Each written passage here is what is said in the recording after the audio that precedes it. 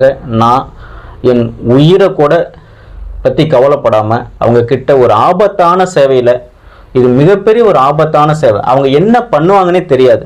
அப்படியாப்பட்ட சூழ்நிலையில் அவங்க கிட்ட போய் ஒரு கத்தி எடுத்து குத்துனாலும் நம்ம உயிருக்கு பாதுகாப்பு கிடையாது.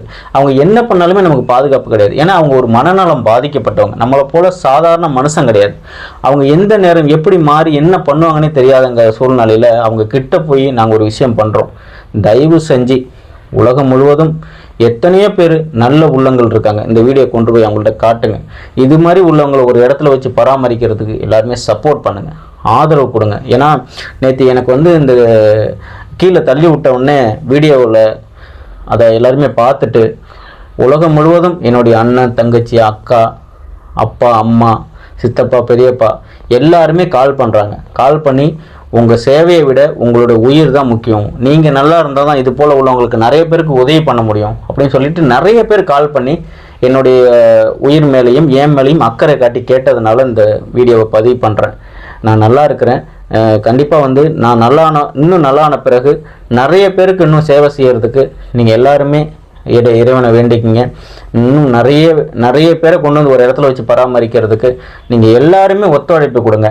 நான் வேறு யாரையும் நம்பலை, மக்களை மட்டும்தான் நம்புகிறேன்.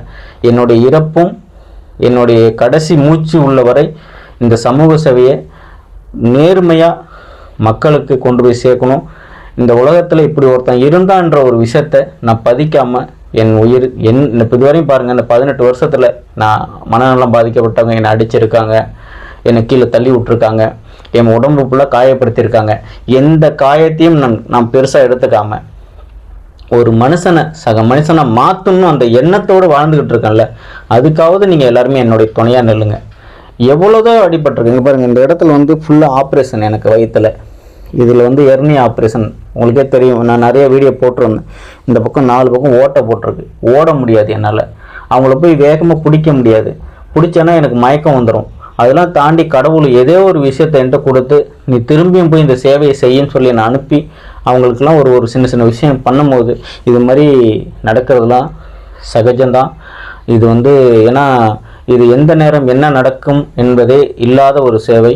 எந்த நேரம் வேணாலும் எது வேணாலும் நடக்கலாம். அதனால் இந்த பதிவை பார்க்குற நீங்கள் உங்களுடைய பிள்ளைக்கு, உங்களுடைய அண்ணனுக்கு, உங்களுடைய தம்பிக்கு, உங்கள் வீட்டில் பிறந்த ஒரு பிள்ளைக்கு நீங்கள் எல்லாருமே சேர்ந்து உறுதுணையாக நிற்கணும், உதவியோடு நிற்கணும்.